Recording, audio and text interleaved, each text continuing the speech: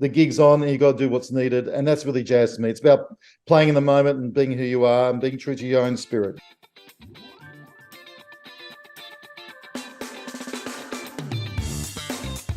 Hey everybody, Mike Jeff for Chicago Jazz Magazine, chicagojazz.com, and welcome to another episode of Around Town. Today, I am very excited. We are actually interviewing the first musician ever on the show, hundreds of interviews from Australia, and he's one of the top jazz players in Australia, Steve Sedergreen. And I know I said that wrong, so he's going to correct me, but I said the American version of it, so I think that's kind of cool anyway. So, Steve, welcome to the show. He's coming into Chicago. He's going to be here October 20th. He's playing with his trio and also with Pat Mallinger as a feature guest at one of Pat Mallinger's great house concerts. I'm sure you've all seen that. All the information is going to be on chicagojazz.com. It's also on Steve's website. And then he's playing at Pianoforte right there in the South Loop on October 21st with Chicago Jazz Magazine's good friend Ty Cooper is coming back into town, great vocalist, and she's going to be there with Steve at 7 p.m. on October 21st at Pianoforte. Of course, pianofortechicago.com for all the information there. And of course, stevesedergreen.com as well. And Steve, welcome to the show. Welcome to Chicago. And we're looking forward to having you up here for a week hanging out on the scene. I'm so excited. Yeah, it's just, I've been to Chicago a few times now, but I love that scene. It's very close to where I'm from in Melbourne. It's a different scene here in Melbourne. There's something similar between Melbourne and Chicago, the scenes and stuff like that. So I love it. So I'm very honored to be in your part of the world. Well, it's gonna be great to have you. And of course, you're coming up to play two really kind of hip, interesting concerts that they go back to back here, but I mean, both are going to be a little bit different. So people are going to be able to hear you play in two different kinds of settings, which is kind of cool. So before we talk a little bit about your background, let's talk about the concerts right off the top here. October 20th, you're going to be with the great saxophone player here in Chicago. Everybody knows Pat Mallinger, and he's been doing these house concerts that he hosts. So you have to buy a ticket. It's kind of like a top secret thing. You got to buy a ticket and then you get the information on where the concert is. But it's really a beautiful scene. You have some cocktails, some drinks, and you really get to hear wonderful jazz in a very intimate space. So, Steve, you're coming in to play at Pat's on October 20th with the same trio that you're playing with at Pianoforte, Jim Cox and Justin Kramer. Talk a little bit about that. I mean, have you talked through any of the tunes that you're playing with Pat or any of the guys yet? Well, when I roll up and do a gig, I don't know what's going to happen. I do a lot of preparation. But once I get up on that stage, it's all about the audience. So it's run things inside your head. Like I can play anything from my head if I really want to do it, right? But it's really feeding off the audience and getting a vibe together. I hope I can play. I like playing original music as well as all the songbooks. I've been brought up with all that stuff.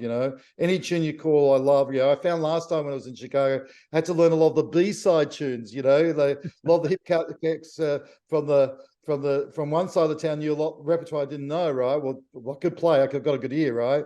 But I had to really study it. So I've been doing a bit of study here back home in Melbourne. Anything can be thrown at me. Hopefully I'm strong enough to know the thing. Every time I take a solo, it's a journey. And every time I play with someone, it's a different experience. And when I'm really, sorry, I didn't mean to interrupt. When I'm spoiled because normally I'm doing all the hip shit, putting everyone together. Everyone's doing it to me, so I'm going to love playing with the same rhythm section. And Pat and the team, I'm really looking forward to it a lot because I love people who love the same music that I love. That's really what it gets down to. Well, jazz is the great connector, right? So, I mean, all around the world, you can go and you can play standards, you can play originals. Really, the true professionals can fall right into a scene and just say, oh, okay, and use their ears and just lock right in with the different rhythm sections of the different players that you're playing with. And that's how the conversation starts. And that's the beauty of the music, right? It's a beautiful music, but every soul is different. Everyone has got a different spirit and you got to really think. So part of my preparation is if I know who the cats are, I still get into their time loop, but it doesn't matter. It only takes 2 seconds to get a vibe and away you go, So with me, I think it's a lot of work before the gig and a lot of work after the gig, right? But once you're on the gig's on and you got to do what's needed. And that's really jazz to me. It's about playing in the moment and being who you are and being true to your own spirit, Yeah, no, 100%. And so that's October 20th, where it's going to be instrumental, and that's going to be a lot of fun hearing the interaction.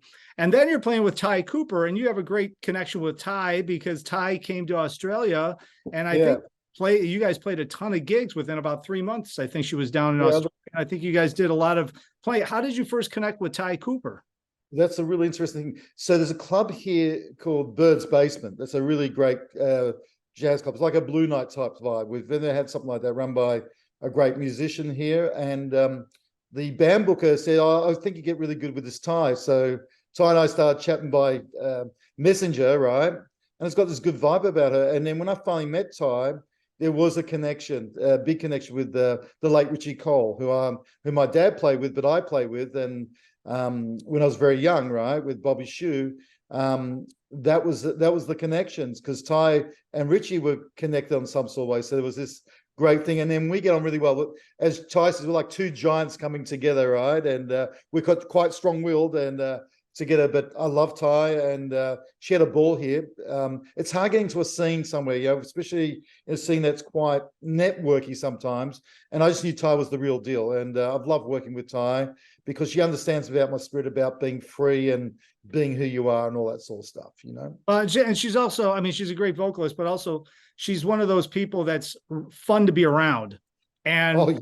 And it's a good hang, and I think a lot of people that are watching this that aren't musicians, you got to understand, I mean, everybody can work with everybody. It's a gig, whatever, but there's those true connections where everybody's kind of cool on the gig. Everybody's fun to hang around with. It's like a different scene where everybody's kind of relaxed. And that, to me, really puts you at the heightened edge of your creativity when you're working with somebody like that. And I think Ty's one of those people. I'm assuming you are too. Just talking to you, I can already tell.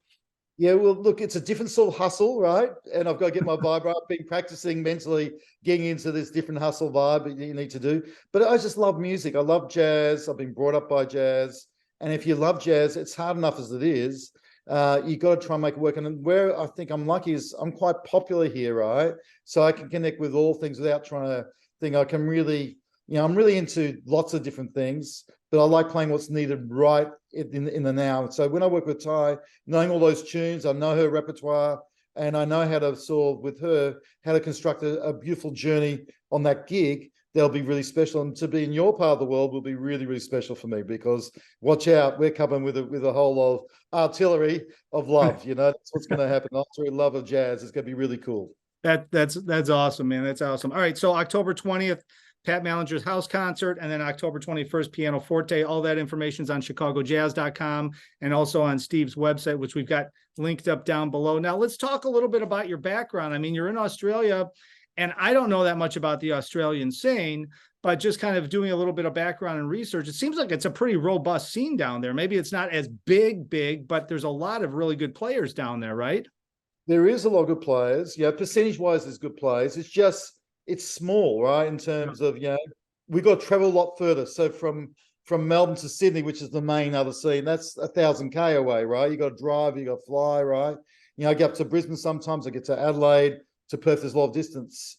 I was just this weekend, I was in country Victoria. That's where my state I'm from. Then I did a few concerts and stuff like that. So yeah, start thinking. So the travel's a thing. The plays are really good here, right? Just we don't have the oomph sometimes that you need. There's just so many good cats. So if you go down the road where you are, there's 10,000 good cats. Whereas it's a much smaller scene, but I love a lot of scene, and everyone's different. Everyone's got some offer. Some cats swing their butts off. Some people a bit intellectual. Some people do different things. It's just love it. But to do in the homeland, right, especially Chicago, right, is really important to me. And for me to see it, because I like to see and watch and learn and then do. That's me in a nutshell, right? And I'm a quiet dude. I'm popular on the stage, and I like sharing on the stage. It seems I think I'm a bit quiet and stuff like that, And I'm brave. I'll go knock on someone's door. Hey, let's hang out, right? If things so I don't understand the logistics sometimes, but it's coming from the right place. That's where I'm coming from all the time. How did you first get into jazz? Because I know, I mean, in Australia, and not many people think of Australia as like a hotbed of jazz. So, I mean, what was the background that drew you into it? Because playing piano, I mean, you must have been probably started with classical, I would imagine, maybe classical lessons or something. I mean, how did you first get into jazz? So I learned for a blind teacher and a daughter. So I had two teachers when I was about 4 or 5. And so that was a big thing. Learning for a blind teacher was really good. But my father's a famous musician here. So Dad had played from Dizzy Gillespie to Phil Woods to Jimmy Witherspoon. Any cat that came into town, Dad was the the piano rep. So, and my brother who plays as well, we've just around it all the time, since babies, right? And then I've run jazz clubs here. I've done lots of different things.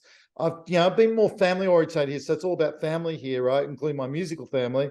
But it's now at 50 something, I'm ready to start spreading my wings, right? And travel a little bit more. It's a lot easier to travel than it was in the past, and a lot easier for me to meet other people, because I loved any cat that loves playing music that I love. And it doesn't have to be jazz, but loves music. The spirit of music is really important, especially in the world today, No, yeah, 100%. So when you were coming up, obviously you're around your father and everything, but was there some influences down there outside of maybe your father? Maybe he was the main influence that you saw somebody or you played and said, you know what, I want to do this as a career.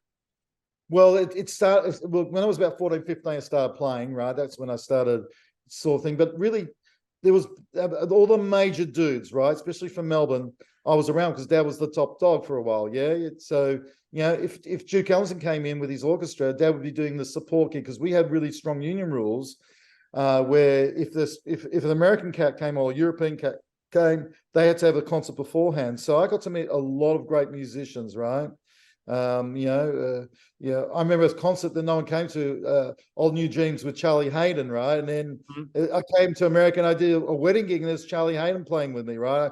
I didn't know what to say, right? Or Freddie Hubbard, I know that these cats aren't here some of these cats aren't here anymore. And they were just normal cats that love the music the same way. So I've been blessed to understand that old school thing, but also I'm a contemporary player that understands, I just say jazz is my mother tongue. That's what it really is. I did learn classical and I learned stuff, but I was always wanting to break it apart and do what was needed, right? In the moment I call it now in the room. When I wrote that book, which we'll talk about later, it was all in my head. I could play a lick and that was a great night, all the accumulated licks that I get together, right? But now it's all in the room. I can't disprove it or prove it, Mike, but it's just, that's how musicians work. It doesn't matter what sort of music it is. We're connected on such a deep level. And so getting back to Ty, there's some sort of connection. I didn't know that was, and it was just through texting, right? I could feel something with Ty, right? And then as soon as we met and we played together, and we did lots of gigs, and I shielded her. I looked after her. So this is how we do it here in Melbourne or around the country. I went to Brisbane. People loved her, and I'm hoping they're going to love her as much when we come and do that gig on the Saturday the 21st. I'm really keen to work with her again. Actually, really excited. I'm going to send her a text soon. How excited to play with her again. It'll be fantastic. Well, it's going to be fun to have you up here. And I mean, I know you mentioned the book, so let's talk a little bit about it. Now, the one that I was looking at, Start Playing Jazz Now, that's on your website, but I think you're heavy into education too, and passing this music along, right? So talk a little bit about your passion for that and how the book came about. All right. So I thought I was going to get really, being a jazz musician, we're not wealthy, but I was just thought, I'll write this book and I'll sell zines of them and I'll be right. I can just live the life of just practicing all day and playing music, right? I'm with Hal Leonard. And the book came about because I've been teaching I started teaching as nearly as soon as I played. So about 17, I started teaching. And I just thought the model of teaching was not coming from a performance play perspective, right? How we think as a musician's vibe. So I started teaching what was called here adult classes, was a very young 19-year-old. And I learned very quickly that we had to present it a different way. So that's what that was about. And that's where I went to Northwestern to get a bit. I didn't realize how beautiful American people were and how generous they were if you had a good idea, because, in the back here, it's all tough, I don't give my stuff away. So they took me under their wing, and I just at the initial stages, and I wrote it in my 40s, the book. It took me a long time to write it. It's the opposite of playing, because I can play anything in a second, but to write is a whole different thing. So it's geared for a beginner student, right? Mm-hmm. How to get started. But it's all about all the stuff they're working with. I worked with another guy called Lionel Cole the other day, who's in the Cole family, Freddie Cole's son, right? And, I was asking a student the other day about how did you go about with just by being inspired by great players. And I think our role is, as great musicians, is to pass on. And so I passed on a big way, because there's a band that's going, they were in America, a thing called the Cat Empire. They started back here. So we love sport here. I know a lot of you guys love your sport, especially your ice hockey, and I went to Wrigley Fields and saw Sammy hit a hip home run. It was the most sensational thing. I've never seen something so beautiful in my life, where it went real quiet to sing and he hit out of the park and all that sort of stuff. I know people sport, but I used sport as a connecting force with music. But this book is basically for beginners. If you didn't know what to do, and it talks in a real simplistic language, that's a starting point for everyone. Now I thought there was a hole missing in the market for that. So I think it's so important to pass on, because music's such a beautiful thing, especially jazz music, because you can be yourself. It's all about being yourself. It's about sense of freedom. It's something that, and it can, when you meet cats that are equally as good, right? You can just go anywhere and make it special. And the audience are the people that win all the time. They get with the love of us. And it doesn't matter if it's a small crowd or if it's a huge crowd. It's something that we should really honor, especially with AI coming out and stuff like that. Us jazz musicians are going to help the world a lot.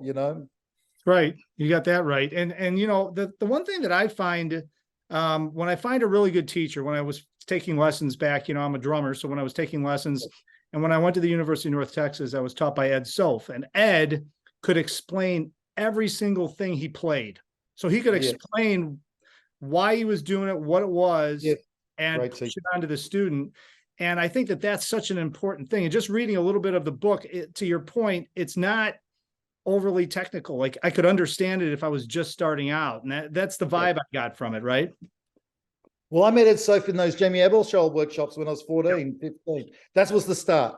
And I got in trouble at school, right? Because I started clicking on 2 and 4. When I get distracted, right? I was always clicking on 2 and 4. Who's that clicking? Go, it's me, right? And then they send me out and I go straight to the piano and start mucking around a little bit, right? It was amazing. A teacher, there's different between teacher and performer. That's a different thing. And so what's really hard for us is the old dudes, right? They would be a bit cryptic because they want you to find out for yourself, right? So if you're paying a whole lot of some money to see me play, what do I get? Well, you get stuff, right? I'm good at that, but you also get the philosophy of what this music that I love about so much. And because I've been sheltered here, it'll be really good when I do go outside Australia, right? That I have a different spin on, because I've been doing it for a long while. I'm in a bit of trouble now, Mike, because I've got answers now, right? I don't want to have answers, I want more questions, right? So I'll probably study a bit more now, later, a little bit more about stuff that I'm into, right? But I've got a bit of an idea what really happens in that second. I can articulate that when I'm behind the piano, and I can articulate for an instrument, for the drummer, saxophone, vocalist, and I love it. I love that you love music. So I think it's really important to nurture. Otherwise, the scene won't grow. You know what I mean? So it won't grow in such a beautiful, organic way. You know what I mean? So it just grows and just gets big and big. And people like yourself, what you're doing is really important to keep doing it, because sometimes it gets a little bit tough, right? But if we do it, we just make the world better. That's the way I see the world, No, that's a great way to look at it. And that's kind of, I started Chicago Jazz Magazine to promote the scene and promote the artists that are on the scene, to give them more exposure and get more people out there hearing this great music. So I'm glad you're coming into town. I'm glad you're coming back to Chicago. By the way, before I let you go, who were you at Northwestern with? Like, who was up there? You were studying up there for a little while? No, there's a trombone, I've forgotten his name, that was running the course, that came down to Australia, right? I just wrote to him, right? I've got this book, and they invited me up, and I found how different the scene, the whole education thing was the opposite way how I taught, and one cat actually played one of my tunes and played the solo note for note. I said, hey man, you got to come back tomorrow and do that again for me, because I know that solo, right? That was when I was 18, 19. So it was really good. I learned a lot, right, about Chicago. I went down south and played with Von Freeman thing. I became very good friends for a minute with Kurt Allen, went to the Green Mill. My wife's a big fan of that, right? And my wife's the reason why I came to Chicago, because as in Australia, we all go to New York, right? But being Melbourne, we're like the second city to Sydney, right? There's a similar sort of vibe. And the architecture is beautiful, and the vibe of the musicians are so nice, and everything's really, really cool, So I am looking forward, because I feel a little bit at home, and I just, even the background got there feels, I can see those nice green colors. It feels cool, man. Thanks, Mike, for all. Well, there's a lot of good shows coming in when you're in town. There's a lot of good shows happening. So you'll have to get out on the scene. And I know you will that week when you're in town. But I want to remind everybody, you're going to be in town October 20th at Pat Mallinger's house concert, performing with your trio, along with Pat on saxophone. All that information is going to be on chicagojazz.com. And then Pianoforte, 7 p.m. Steve Sedergreen with Ty Cooper and the trio. Of course, you're going to have Jim Cox, and you're going to have Justin Kramer on drums. And that's at pianofortechicago.com, right there in the South Loop. And Steve, thanks for jumping on, man. I really appreciate it. We're going to link everything up below. For everybody watching this, I encourage you to go check out Steve's website, hit him up, say hi to him, but be sure to go see him when he comes into town, because I think it's going to be quite a treat to see him live and in person. And now you know a little bit about him. probably have a great conversation with him too when you meet him, and maybe buy him a drink. Yeah, that'd be good. I would like to meet people because I love the people the most. That's really where it's at. So thank you so much, Mike. A pleasure to be on your show, and thank you so much for helping me out. Oh, absolutely. Absolutely. Anytime. And of course, I want to thank everybody for watching. As I always say, all things Chicago Jazz on chicagojazz.com. And until next time, hopefully I will see somebody out on the scene.